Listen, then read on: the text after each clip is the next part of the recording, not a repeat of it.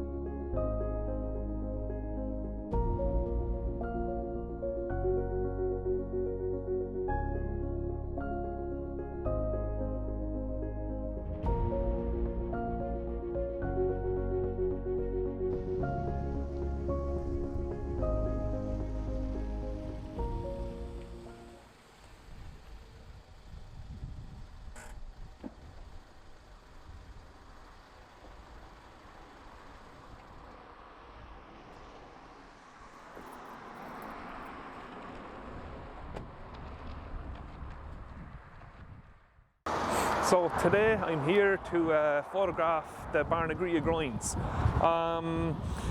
They aren't used or maintained anymore, but with a long exposure, they still look really, really well. So just to point them out to you here, let me take over the camera.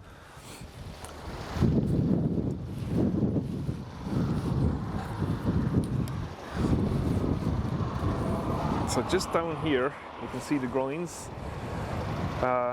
There's actually several sections of them here and here. There's even some more down here. But these are the ones here that I'm going to be photographing. Now the tide is out at the minute, but it's on the way back in. We're about an hour gone past low tide. So the tide is coming in. I'm going to make my way down the beach down here. I'm going to set up down here and we'll pick it up from there.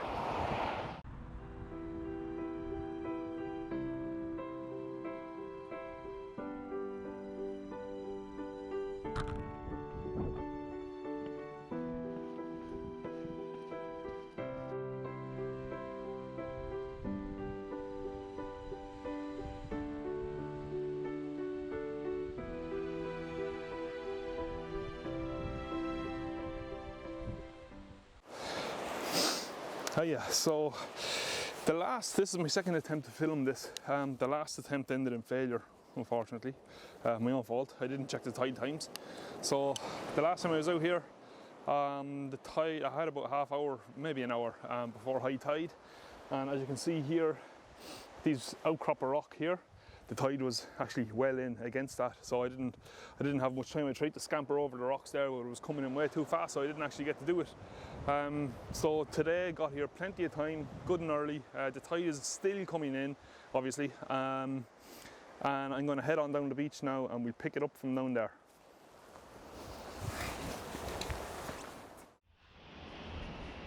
So I'll let you see here. As you can see, it's going to be some time before the tide actually comes in fully. Pile up here. So I want most of these groins nearly submerged to give them the shot that I'm looking for. While I waited for the tide to reach optimum height, which took about 30 minutes, I positioned myself and composed the shot.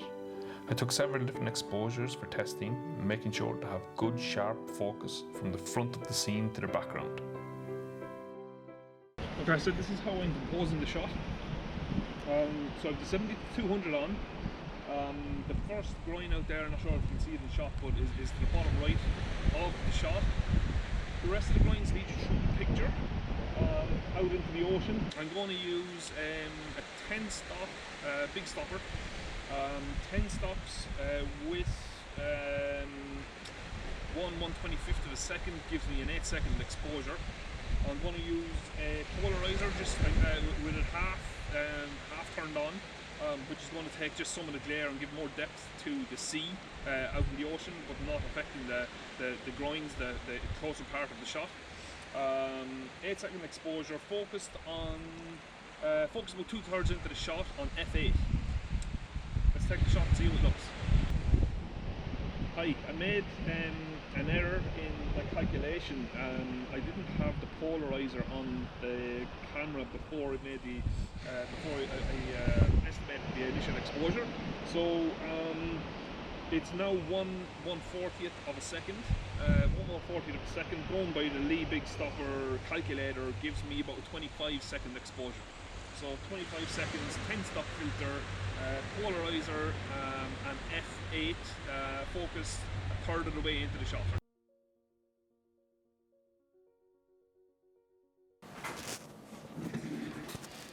Welcome. Oh, it was a nice day in Barnagreagh. Bit windy, still nice. So obviously I'm back. We're here in my office, getting ready to post-process things. The image has been brought into Lightroom, and I've made the adjustments to it that I think bring out the best in the image. So being in Barnagreagh, am I butchering that name still? I don't know, maybe. I'm sorry. So being in Barnagreagh, it wasn't my first time there. I think it was my third time there. And each time I've gone there, I've taken an image from the grinds, but this one that I've made this video about is probably my favourite. I used the 12 stops, including the polarizer, and I think it was a 25-second exposure shot or focused 2/3 of the way into the shot on one of the grinds. It looks really well. It has a real ethereal feel to it, and I like the way that it turned out. So here we are now with our image in Lightroom. I can see here, if we zoom in, there's a dust spot. I think we're kind of clear after that. Oh, there's one here, right there, and a white object out here. So removing these is pretty simple. Just get our spot removal tool, get a brush size that's big enough to remove it, click on it, simple as. Remove this one and then zoom in here for this one.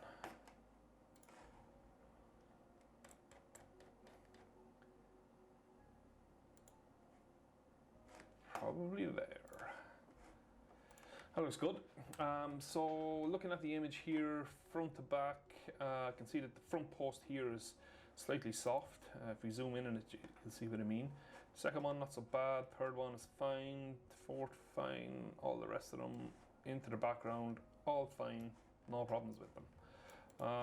So we'll deal with that in a minute. I can also see there's some chromatic aberration here. You can see this green fringe along this post here, easily removed.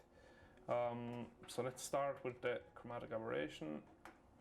Zoom in on it so you can see exactly what I mean. So keeping your eye on this green fringe that we have along the side of this post here. We just remove the chromatic aberration and it's gone. So that's fantastic. I will enable profile corrections, lens profile corrections. Moving up through Lightroom. I know you're supposed to work in Lightroom from top down, but I generally find making some adjustments before I actually process the image is usually the best place to start.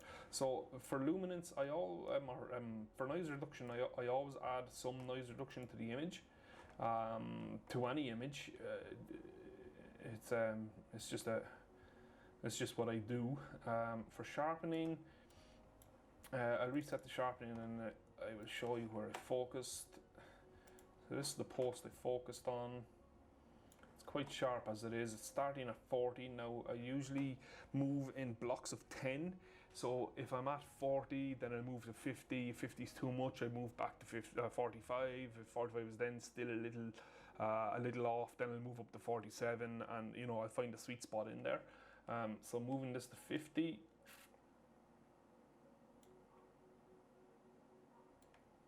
50 is kind of okay, so 48.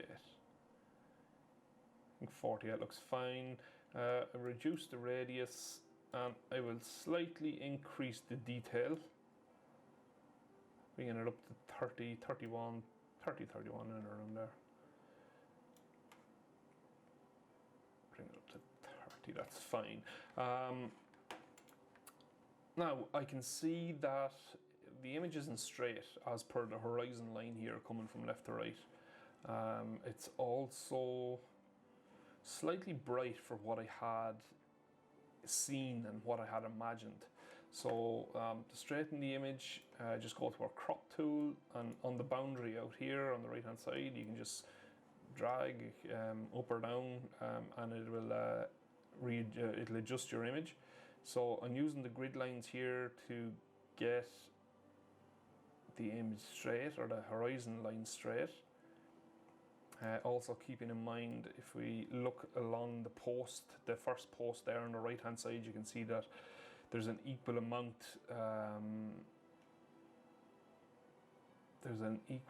after the grid line all along the post, meaning that we are straight. Yes, so hit enter, there you go, image is now straight. So I'm going to drop the tint, or not the tint, the temperature. I'm going to drop the temperature to 4400. I know that because I've already processed the image, and this is where I find that it looks best. I mean, you can go further. It'll make the image look not real. You can bring your temperature up. Again, not what I had in mind. So I'm going to stick with my initial suggestion, which is 4400. Now I will bring the overall exposure down by half a stop. That's perfect. And now jumping straight down to the vibrance, I'll add vibrance and I'll add a very small bit of saturation. Probably, I think 4 is still too much, so we'll actually go with +3. For blacks, highlights, shadows and whites, I'm not going to touch them yet. What I'm going to do is I'm going to process this post here. I'm going to increase the texture and clarity locally on this post here using an adjustment brush. Jumping straight in, select your adjustment brush, make sure that everything along the workspace here is set to 0. I'm using a very small adjustment brush here, so it's only set to 1. My feather is right up to 100, and my flow is probably, it's down to 3 at the minute, so I'll bring my flow probably up to 40. So just pop it in there, and now we are ready to start painting in where we want to make the adjustment here. So switch on the overlay by pressing the O key, and then just start painting in where you want this local adjustment to be.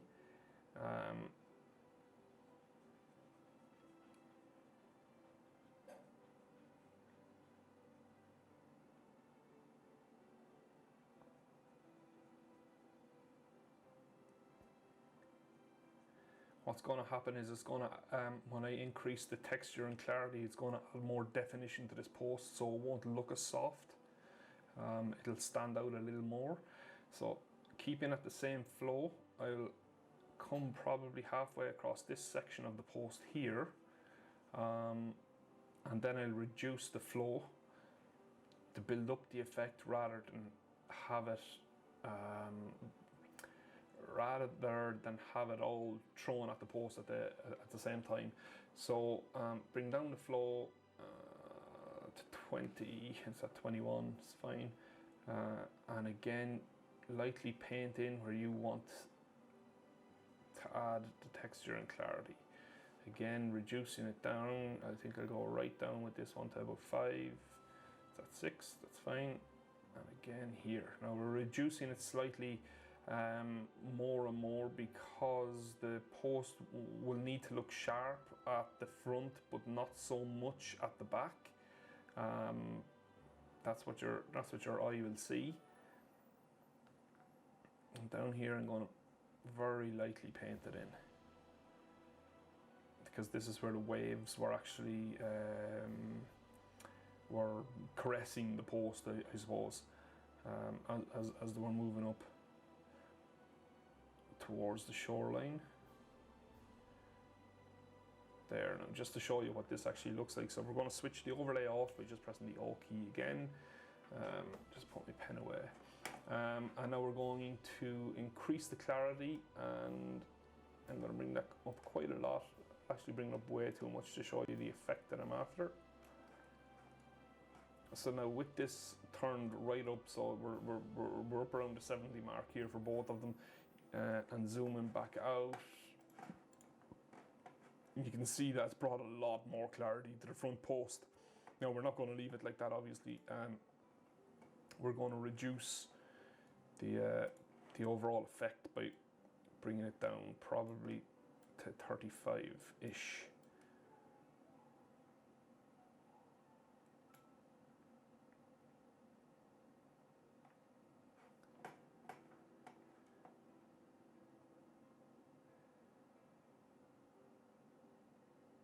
Yeah, so I think that looks okay. So to show you the effect, there's the washed out post. That's with the local adjustment switched off, and this is with the local adjustment switched on where we painted on the post. It just takes a second to clear down here, and there we go. That's the effect that we're looking for. So with that, I think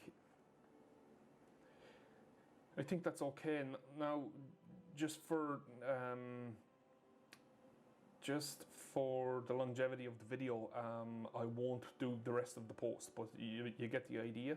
What I'm going to do is I'm going to skip forward to adding in a graduated filter here, just to bring down the sky slightly. So just select your graduated filter, hold the shift key, drag it right down, probably here, switch on the overlay. I like to switch on the overlay so I can see what part of the photograph I'm affecting. I think that looks fine. So now what I'm going to do is bring down the exposure by a stop.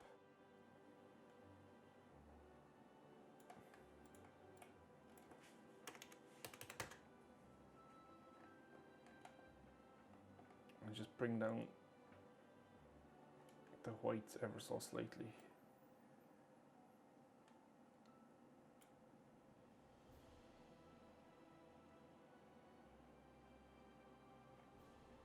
Okay, so with that done, now I'm going to switch off the overlay just so we can see the effect it's having.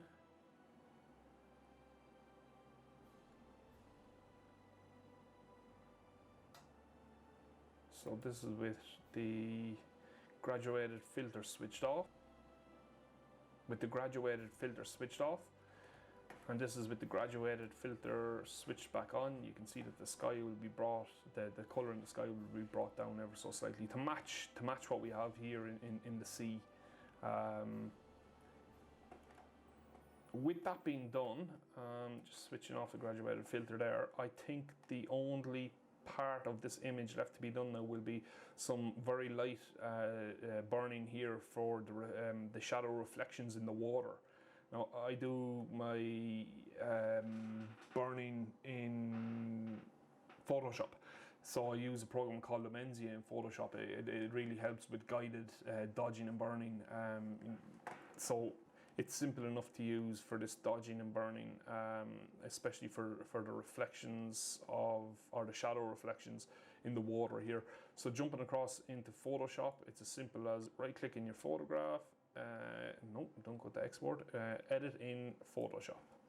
Now, Photoshop takes a minute to open.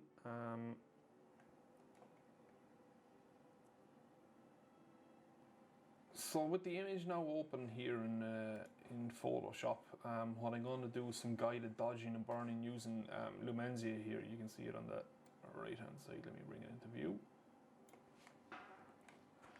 So you start off by creating a new layer, turning it to soft light, and then grabbing a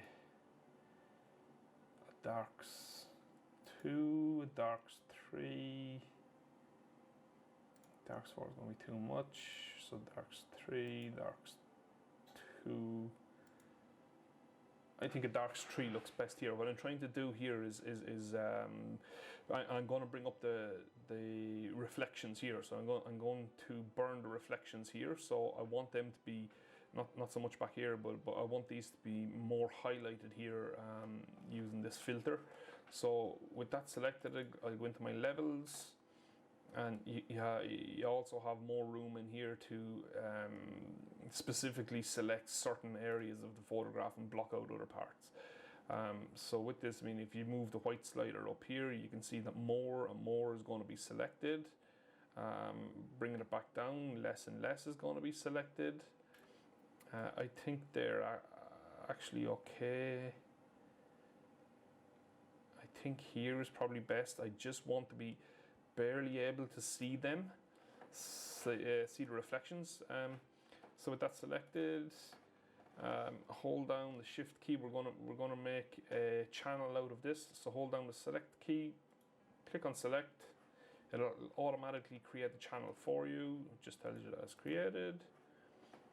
And now with a brush here, painting on black, and bigger brush probably here. Bring the opacity down.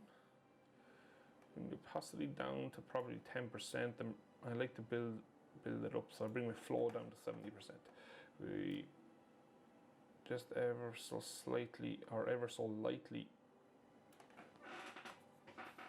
So let me grab my pen. Let's actually zoom in on the image. You can, if you have a better view of what I'm actually doing.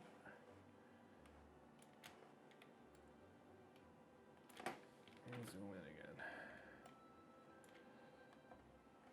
So I'm going to burn here.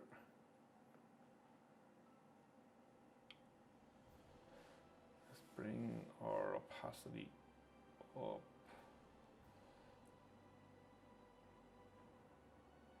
I think I had it way too low there.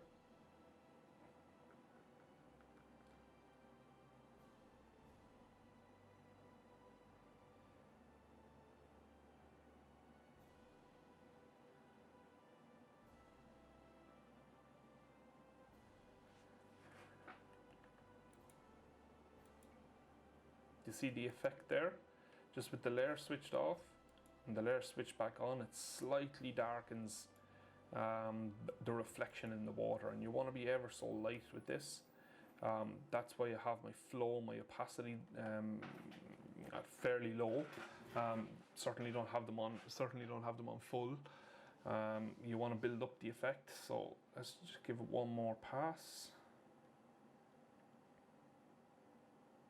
And it's guided dodging and burning, and what I mean by that is I can go outside the lines over here and nothing much happens at all, but once I go into the area that I selected using Lumenzia there a few moments ago, it applies the effect. It really is quite a good application. So just switching it off again, switching it back on, off and back on. So moving on to the second post.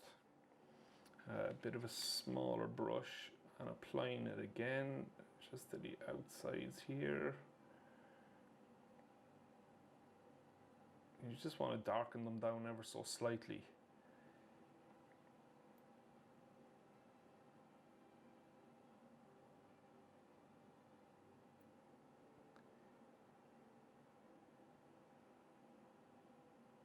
Again, turning off the layer, turning it back on again, you can see where your effect is being applied.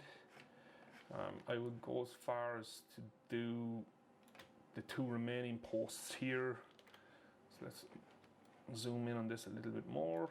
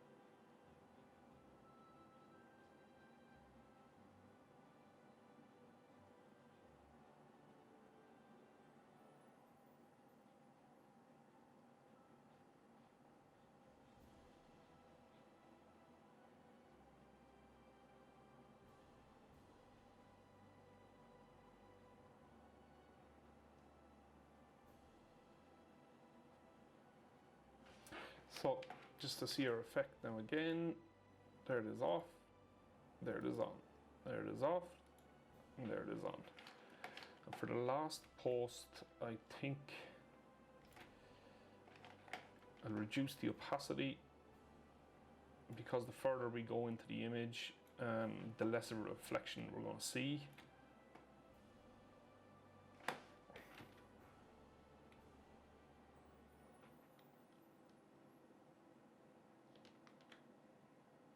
I'm not sure what's actually happening with the back of the image there. I'll deal with that in a minute. Just reduce the size of the brush again and very lightly paint in where you want the effect. And because our flow and because our opacity is down even further, it takes longer to build up the effect, but we don't want to have too much of an effect when you're going further into the image, because it just looks unreal. You're not going to have really dark shadow reflections in the water 20-30 meters into the water.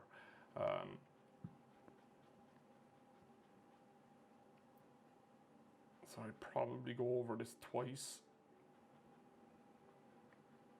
ever so slightly out here. I think that should do it. So it's switched off. See, it's just a very light effect here. Just gives a small bit more definition to the bottom of the posts. So to zoom out and look at the overall image. I'm not sure what's happening with the background up here. You'll have to just bear with me. So this is with the layer switched on. That's it with it switched off. It's a very, very slight adjustment to the image, but it just gives it a bit more feeling. So with that image, after being processed, I don't think there's much more left for me to do with it here. So once we close the image here, it'll reopen in Lightroom, and we can take a look at our final image then. So with the image now back in Lightroom, there are some very slight adjustments that I would make to the image. For instance, for our shadows, I would bring them down ever so slightly. These are global adjustments, so I bring our shadows down probably to -5 and bring our lights down ever so slightly, probably down to -5 again.